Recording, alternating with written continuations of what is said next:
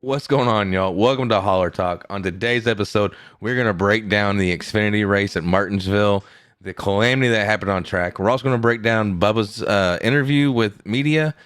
Stay tuned. You don't want to miss it.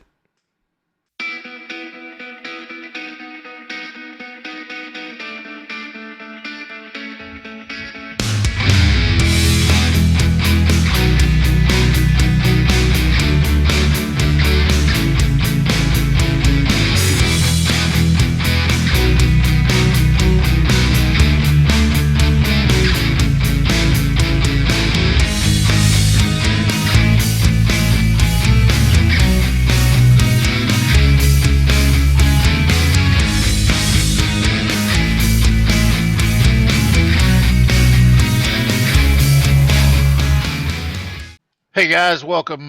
This is Neil with Holler Talk. Kyle, me have been discussing a little bit of the happenings around the NASCAR world today. I know this morning started off with the media getting a hold of Bubba as the track opened, and it was kind of interesting to hear some of the questions that were asked and his responses. And a lot of it had to do with normal Bubba that we see, a lot of deflection on things. But looking at what we saw there, I know there was a couple good questions, and I think one of them was hey, was there any more repercussions from the team itself from 2311? And that question was thrown out to Bubba, and he kind of stalled a little bit like he likes to do, but he just basically come back and said they were mad. So maybe not. I mean, I believe that that's the case, but I think if you really went into detail, mad could include some money and a few other things. What do you think, Kyle? Yeah, I agree definitely. Now, I did watch the Denny Hamlin review or interview where they asked him about any kind of repercussions from 2311, and basically just said that they were upset with him when it happened. They had a big long talk, and Denny understood where Bubba came from, and Bubba understood where 2311 was coming from. So yeah, unfortunately, we don't get an inside glimpse of what happens or what's said, with 2311 and Bubba with this situation. But like you said, Bubba came out deflecting. Actually, he came out of the holler going, "Oh, my favorite people," kind of like a Tony Stewart moment there. For it, it kind of reminded me of. But yeah, Yeah, it just kind of definitely Kurt Busch, Tony Stewart moment. But it's my thing is I mean, he has to know what he's going into. I mean, he's created what he's got to deal with. The other thing I kind of noticed in one of the interviews with Denny, did you notice that Denny kind of came out and said that basically once they had their talks, that basically Denny's been kicked out of 2311 and said, "Hey, go focus in on racing for a championship, stay out of this kind of thing." It was kind of interesting to kind of not every word I stuck on, but it was the fact was, "Hey, get out of the building. We'll handle the Bubba situation. Go do your thing." yeah, I did see that, and it speaks volumes to 2311 and telling him to, hey, commit your time to the number 11 car right now. We'll handle this after the season's over. Then come back and focus on what we got going on here. So yeah, I don't know if Denny is really going to kick back and not so much relax, but focus on the next two races. But I think Denny will kind of put the situation a little bit on the back burner until the season's over. Yeah, I think that you got to be. I mean, at this point in the season, what's going on? It's uh, every waking minute right now is on how to get there and to compete for a championship. I mean, you're talking about a very important race this weekend to get there. What's interesting about that, after watching the interviews and kind of the opening of the track for the weekend and kind of thinking about stuff and thinking about how it would play out, and now, of course, what we've seen today, it's like, holy cow! I'm sure the TVs will be turned on and everybody be glued to them for tomorrow. Oh yeah, definitely. Oh, you think back on it, for tomorrow's race. Last year we saw Denny and Bowman, tussling it out after the race was over with their vehicle. Well, so much Denny was, but there at start finish line when Bowman was celebrating, it's you know this race will bring out the frustration in a lot of people. A lot's on the line. You've got 8 drivers that are trying to race their way in to only four. Well, actually 3 spots really because Joey's locked in, but So yeah, it's going to be a lot of beating and banging, a lot of hurt feelings out there, a lot of mad people, but it's going to make for great racing. I'm pretty sure. What do you think? I mean, I'm kind of looking at the points, and I know both of us are kind of looking at the same thing. I know with Logano only locked in at 4106 on points, Chastain at 4104, Elliott and Byron round out the top four, and I mean, somebody is going to win and lock their way in. It could come from possibly that other four that's at the past the cutoff line there between Hamlin, Blaney, Bell, or Briscoe. Yeah. Well, the way I see it, in order for Briscoe to get in, he's got to win. There's no way he's going to point his way in. It's too far out of reach now, especially with his bad luck last weekend at Homestead. And then Bell, with his bad luck he had at Vegas with the whole Bubba and Larson incident, um, he's almost on that I got to win, line. So Blaney, he might be able to squeak his way in if Byron has a bad race, I think. Other than that, Hamlin, he'll get his way in. I think Byron will fall below the line, to Denny. And then I think Blaney, if he can actually outrun Elliott, I think that will be, and he has to outrun him in all three stages. He has to get locked into the top four. If not, we could potentially I think it's going to be a Logano, obviously, a Chastain, a Hamlin, and maybe Blaney, but most likely Elliott. I think Byron's going to be out. Yeah, mine's a little bit different. I'm going to go Logano, Chastain, Elliott, and then Hamlin. Um, I I don't know. I mean, I don't know. And like I said, after seeing today, anything can happen. I mean, it's gonna be a crazy scenario. And what blows me away with this is the fact that it seems like it's always these chase contenders that are up front battling for a win that put them in the place to go on to the next round. You know what I'm saying? Oh yeah, definitely. Um, I look for at least the last 10 to 15 laps of each stage, or the first two stages, should I say, to really ramp up and get intense, because each stage point counts. And then at the end of the race, I think the last probably 20 to 30 laps, it's really going to heat up, and hopefully we don't see all the green white checkers restarts that they had in the Xfinity race. While it does make for great entertainment and whatnot, I don't think it's going to really be what we need to get our drivers in. I think it's going to cause a lot of more hurt feelings than what we already have. So only time will tell on Sunday. I'm excited to see it. I am too. I mean, we're sitting here on a Saturday evening after what just happened a few hours ago, and I guess we'll lead into that here in a second. So, I mean, everybody that'll be listening will better hold on to about what's about to go down here. So, Oh yeah, definitely. So we'll see how the playoffs round out tomorrow at the end of Martinsville. Is it a 400-mile race? let me check here. I'm not sure 100%. That is, I believe it is though. So do they just do a 400 lap race? Let me look here. That's what I meant. 400 lap race. Yeah, it's a 400 lap race, I believe. Alrighty. So we'll go ahead and we'll cut back into the Xfinity race here because we had a lot that happened. First off, I want to hit on the Justin Allgeier and AJ Allmendinger. Last 20 laps, they were battling. They were battling hard and beating and banging at one point. I mean, you just see Allgeier just give the bumper to AJ. Thought it was going to put AJ out of the groove and just give Justin the run, but it didn't somehow. I don't know how it didn't. That was a hell of a hit. They come back beating and banging another half a lap later. Next thing we know, Allmendinger is got a left rear down. He cut it, just coming out of turn 4 with Allgeier. Couldn't get the car under control, and thankfully NASCAR called the caution. Yeah, it looked like the left rear just got into Justin's right side header pipe. But I mean, how many laps did they go at it side by side from end to end down there? Oh, it was too many to count, and I tell you what, it was exciting to see. It looked like a respectful amount of beating and banging, though.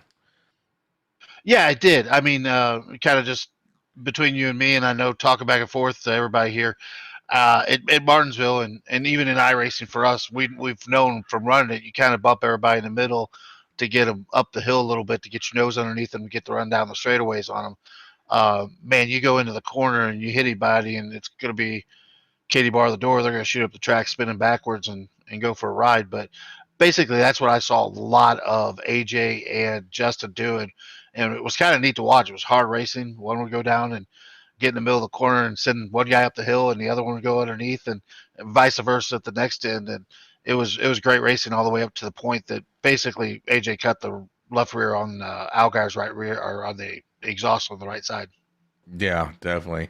And Allgeier was actually, he was quoted on the front stretch YouTube video that there was just too much dirty racing in the middle of the runs. I mean, we saw it stage one and stage two seemed pretty clean. Stage three, it really started to get dirty. People started to really get impatient, which is typical, regardless of how far into the playoffs or regular season you are. Martinsville just brings that out in people. Well, I know on Thursday night that I watched the modified race, and we're all fans of Corey LaJoy here on the podcast. His father being on here, and he got the big win on Thursday night. But the same controversy happened going down the back straightaway. There was two guys competing for the championship on in front of him, and the guy on the left side of him got into him a little bit and turned him into those guys, and he ended up getting the win. But the same kind of racing that I saw tonight is what I saw on Thursday night, which is typical Martinsville. I mean, we talked about it before we started the show. We race iRacing, of course. A month ago, I think we ran Martinsville. And boy, I want to tell you afterwards, the poor admin for the league was dealing with some of the hotheads afterwards because Oh, yeah. There was a lot of hurt feelings. absolutely. So, but yeah, man, getting back to this deal here, I mean, this is a lot of controversy, a lot of poor judgment. But as we get into it, I mean, the Allgeier and Almendinger situation was veterans going at it. Yeah. Uh, Also, another thing we saw, and I made this statement myself. Turn four on lap 219.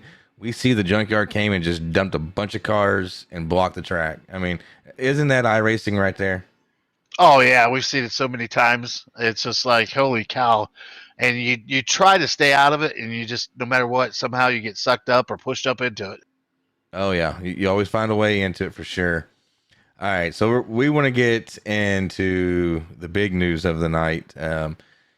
Obviously, Ty Gibbs won the Martinsville race, locked his way into championship four. Um, it was a real dirty scene, though, if you ask me. Actually, Neil, why don't you go ahead and give a little description of what you saw on your TV? Well, it's kind of glued to it for the last 30 laps, and again, just watching the hard racing at Martinsville and watching these guys go at it. And man, I'm gonna tell you, uh, sitting there looking at the situation, watching what was going on, the battle between teammates, Brandon Jones and the 19 Menards, Joe Gibbs racing car, or Ty Gibbs racing car, as Noah Gregson refers to it. But I mean, to be honest, those two were going at it. You have a situation where Noah Gregson, of course, is locked in already. Josh Berry is locked in already. Um, you have two guys trying to fend off of points or get a win to get in. Brandon Jones looked to be that guy. I mean, after a couple restarts, green white checkers, battle in there, he looked to be the guy to get in off the win. Which then it would have fall back to Allgeier or Almendinger, one of those guys to get in after that. Am I correct? Am I off here? Barry? Yeah, no, you're right on Yeah. there. So it took Jones winning to get himself locked in as well. Yeah. So Jones would have been your third lock in. You've got Barry, you got Gregson. Gibbs was going to get in on points, so he would have been a third guy. Jones would have got the win, which would have been the fourth guy. The situation that came up here at the end of the race on the last restart, the green white checkered, going down into turn one and two, of course, Gibbs or Brandon Jones gets a good start off the front bumper of Ty Gibbs. Go into one and two, they go down the back straight away. Coming out of 3 and 4, Jones has got a car length. He's up about a half car length going down the front straightaway, and Ty Gibbs just sails the sucker into 1 and 2 on the white flag lap and just junks him. Keep in mind, teammate first of all, teammate, team over there, Joe Gibbs Racing, sponsorships involved, all that stuff that goes into play. So, hey Ty, you're already in, bud. You're in by points and pretty securely. I mean that was made pretty evident the last 100 laps of the race that Ty's in on points basically. So he's in. I'm sure his crew made him aware of this. So he's going to go down and yard sale his teammate down in turn 1. We'll get back to the point of where the teammate's going after the end of the year here. So I think that probably played a little bit of the matter, which here at Joe Gibbs this year, it's really kind of showed their true colors, even with Kyle Busch leaving some of the shit that's happened over there. So just add this to the Joe Gibbs, Ty Gibbs racing shit show that's been going on here. So he goes down and yard sales Jones into 1. Jones crashes, finishes last or whatever he is. So old boy comes around, takes the checker flag, then does a massive burnout and celebrates on the front straightaway. I think he was getting out of the car to get the cheers from the fans, but unfortunately, I didn't hear any cheers, Kyle. Did you hear any? No, he got that same sound that Kyle Busch gets for most races. Boo. Yeah, the boo birds were out, man, big time. And I'm going to tell you, a lot of guys on Twitter have been comparing this situation to a Kyle Busch situation.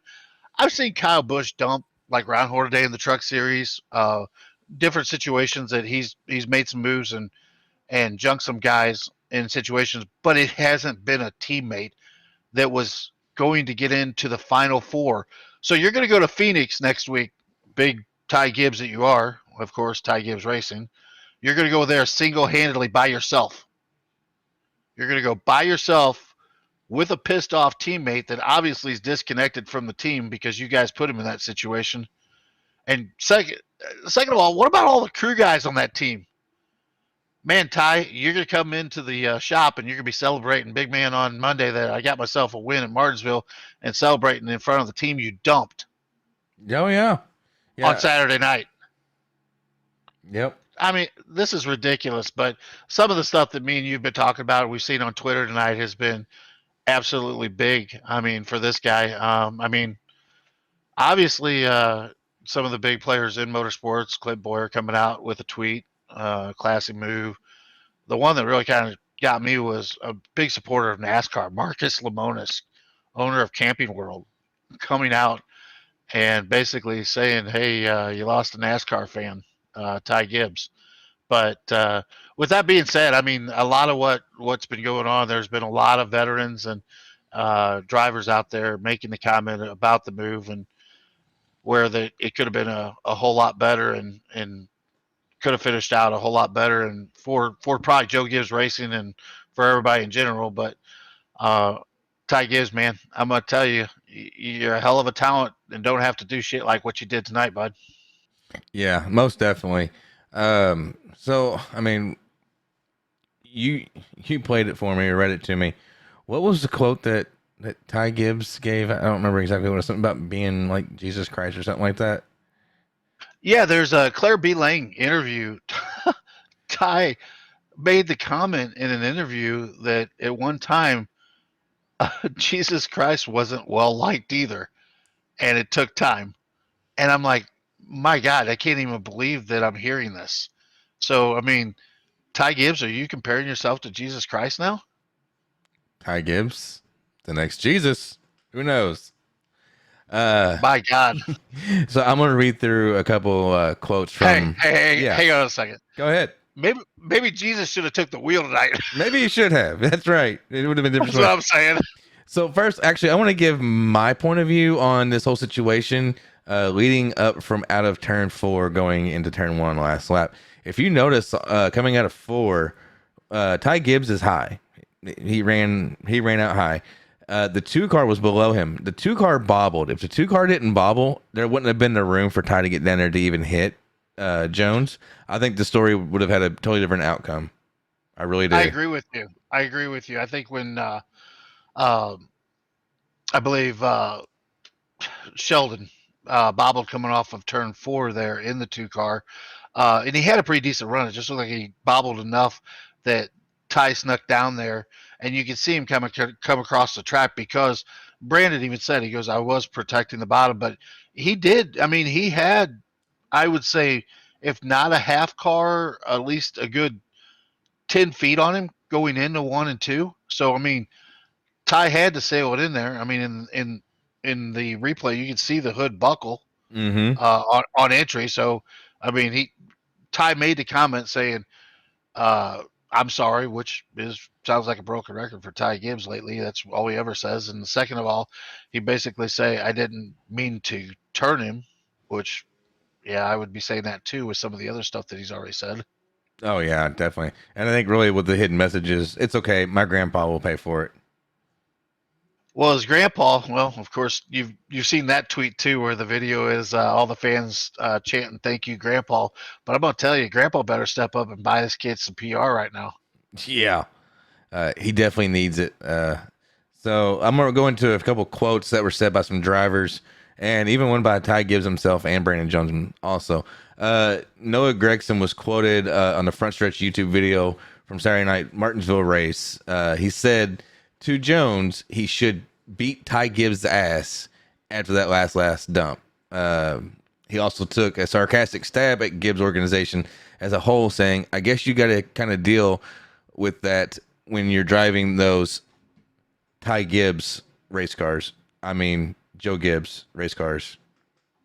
Man, I love Gregson. I'm gonna tell you. I mean, and he's had his own issues out there of doing stupid shit this year, but he's not gonna hide behind it. I mean, he's gonna call it out the way he sees it, and I really do like Gregson in this situation, and I'm gonna be real honest with the fans that are listening to us. Earlier this year, with his incident on the road course of Road America, I wasn't a fan of him that day. So, but I mean, he's never going to sugarcoat it. No. Noah was also quoted on the Noah Lewis YouTube video. That was a dirtbag move. And I agree. It was a dirtbag move. It was. I mean, it's just this is an iRacing move, is what I call it. I mean, honest to God, I mean, this is what you do to your buddy that pissed you off 50 laps before the race, and you've had enough of his shit. You just go in and dump him, and that's what that was. Just call it is what it is, Ty. Yeah, definitely. And then two more quotes here. Ty Gibbs quoted post-race media center, and he also said this at the start-finish line during his interview with NBC. He goes, "I didn't mean to bump him. I just wanted to get him up out of the groove like he did me before." Retaliation? Well, no, I skill level. I mean, this obviously Jones actually did it without trashing everybody or trashing himself or Ty in the process. I mean, he got to him and roughed him up enough to send him up the hill. I mean, if Ty can't do better than this to not crash somebody, then maybe he needs to go to that school too to fix that. It was almost like Ty Gibbs forgot where the brake pedal was for just a split moment. Oh, when I saw it going in there, and when he did it, I had to stand up from the couch, and luckily I didn't have anything in my hand to throw at that time because the wife is telling me to sit down. And then one last quote here from Brandon Jones himself was quoted from the Noah Lewis YouTube video. "I've lost all respect for him, and many guys on pit road feel the same." I mean, it's obvious, you know. Total agreement. And I'm gonna tell you, Brandon Jones, man, this kid's cool, calm, and collective. And they were talking about it as the racing was going on. But man, seeing his interview in the end, Kyle, that was being you. They would have probably had to get the National Guard out of us. Come to, I mean, we would have been. Ty Gibbs would have been running out of that place. They would have been escorting him out to get him out of there. Definitely. Oh yeah, most definitely. So And the thing about his attitude, the way he acts about this deal afterwards, what an asshole. Jesus Christ. Telling you. I don't know if we should be using Jesus Christ name for the same word as asshole. You're probably right. Please forgive me. Yeah, sorry, viewership. So yeah, obviously, you know, Ty Gibbs, you know, he flat out said that, you know, he meant to hit him, but not hit him that hard and wreck him. So regardless, Ty Gibbs did what he had to do to win. Not right. I think it's dirty. Like, you know, Noah said, dirtbag move. But so that brings me to a question here, and it's been a question that's been asked for the last few years at least, and it's really kind of really come to light this year with the new car. Um, has respect on the track become a thing of the past, or has this style of points forced the drivers to be more aggressive? What's your thoughts on that? I think NASCAR's created this. I think NASCAR loves this. It's the only way to get their ratings and what they want out of these deals competing with the football season. As a race fan, I hate it. I want to go back to the standard 30 race series, no playoffs, no stages, uh, best driver team strategy wins at the end of the year. I want to go back to the Winston Cup days, boys. I don't want to watch this. I mean, it's uh, there's so much pressure and so much put on these teams to do what they're doing right now. Uh, I don't want to call this out and say this is kind of woke racing, but it's a situation that I don't like it. But I'm a lot of old school, so I know there's different people that have different opinions about it. But I don't chase racing, stage racing. It can go by the wayside tomorrow and make me really happy. Yeah, and I agree. And so while I have enjoyed the format that we race. I think it's it's made for more exciting racing throughout the race itself. It's forcing drivers to have to race hard, and to collect points because back in the old Winston Cup days, it was everybody just run their laps. Okay, we get about 10 to go. Okay, now let's step it up and let's do something magical. So it kind of made for boring racing. So they wanted to spruce it up. I get it, So they came up with the stage racing. Makes sense. It forces the driver's hands to actually race throughout most of the race itself. But there was also in the Winston Cup days there was 5 extra bonus points for leading the lap, 5 extra bonus points, 5 or 10 points for leading the most laps in a race. So there were ways to make bonus points or extra points on top of your finishing position points. So What I don't understand is what we watched tonight, um, racing wise. Basically, when it comes down to a green white checker at a short track like Martinsville, I think you would have had the same situation back in the day that I'm talking about in Winston Cup, given the same rules and same stuff in play. But you go back and you look at some of the races from those days, and they were great, and they didn't have any of this. oh It yeah. didn't. They didn't have stages. They didn't have uh, chases and playoffs and stuff like that. My thing is the biggest thing I look at is a situation like Daniel Hemrick last year winning the Xfinity Championship. And Daniel's a hell of a driver, and good for him for winning the championship last year. But the way the playoff system is and the way this happens, did that team deserve to win the championship last year? I don't think so. I mean, there was teams that were well better. I think a guy like a Justin Allgeier that has a lot of talent and no championship to show for it. Denny Hamlin. I mean, these in both the Xfinity and in the Cup Series, there are several drivers out there that are better drivers that don't have anything to show for it. Now, in turn, Chase Playoff Racing really made Jimmy Johnson the champion that he is, uh, with the multiple championship stuff like that. But my own opinion of racing is having a series, a 25, 30 race series, going out and racing, whether it's shorter races, 200 to 400-mile races, whatever the case is, having some crown jewel events, but racing from start to finish, different strategies.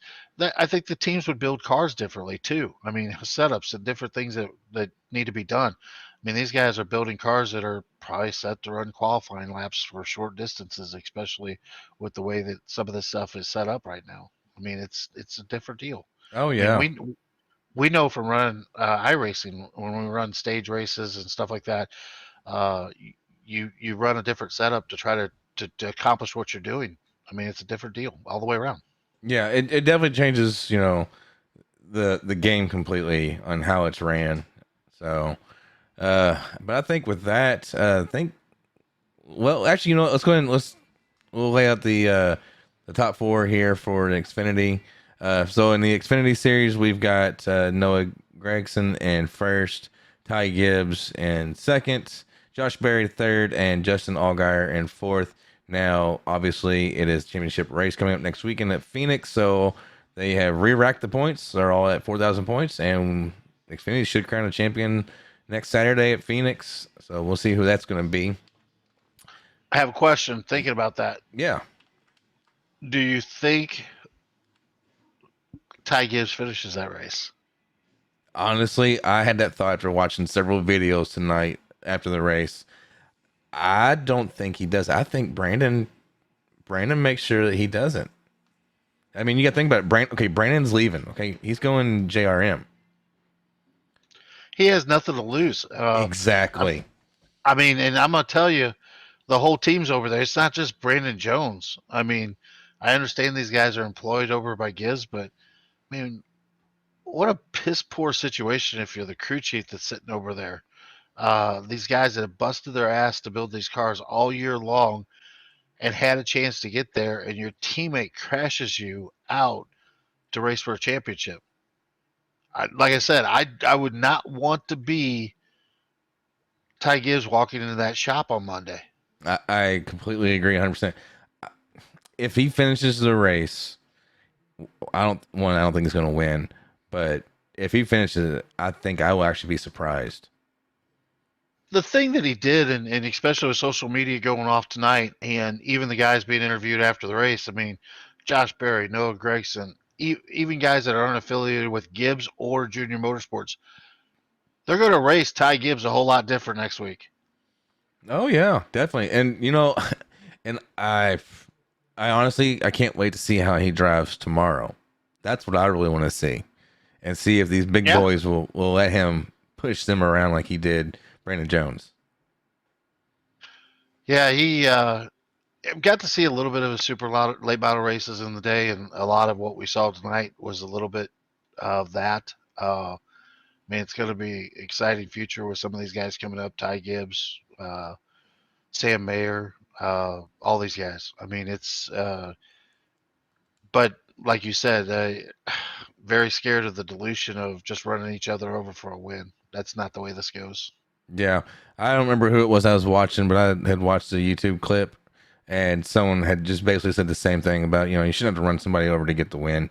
A real driver wins by making him a not so much a proper move, because what is a proper move anymore, but making a move to not tear the guy up and get out there and race him for the win. Don't just push him out of your way. Would you have top fuel dragstered burnout down the straightaway on a win like this? No, I think I probably would have tucked my tail and said my thank yous to my sponsors, did my interview, and went to media center. Me and you both. I mean, I'd have been embarrassed. I've been there. I have been there, and you win a race on contact that could have been avoidable or it shouldn't happen, and it was on your part. You don't want to be there. It doesn't feel like a win to me. Yeah, and I don't want to be one of these grandpa's money kind of guys for against Ty Gibbs, because regardless, the guy got there and he's got good talent. He can race, but my goodness, like, grow up, dude. Get out there and race like you're supposed to, and don't just punt somebody off because you can't either A, get around them, or B, you freeze and don't know what to do. Well, first of all, you junk one of your own cars. Yeah. Oh yeah. I'm sure there's some money that probably was cost in this move more than just the car. You know what I'm saying? Yeah. Sponsorship, whatever the case is. I mean, Ty can go out on social media or interviews after the race and say all the whole thing. I didn't want to wreck him. I didn't want to wreck him. But I've heard this many times. I'm going to tell you, you can say whatever you want, and maybe that's covered your ass with NASCAR. Nobody drives a car that deep into the quarter that buckles a hood like that, especially chasing him down the straightaway. I mean, you wrecked him. Just admit it. I wrecked him. Yeah. No, well, I mean, what can you do, right? Hey, Ty, thanks for giving us something to talk about tonight. That's right. So Sunday is the round of 8 cutoff for the Cup cars. We'll go ahead and read those off to you real quick in order. Logano, Chastain, Elliott, Byron. Below the cut line is Hamlin, Blaney, Bell, and Briscoe. We touched on those earlier. We gave our thoughts on who we think is going to be the top 4. So we shall see. So Sunday shall bring us some good entertainment. Hopefully that we got some more to talk about maybe. Yeah, absolutely. Kind of try to look here at qualified and see what these guys are lining up like tomorrow.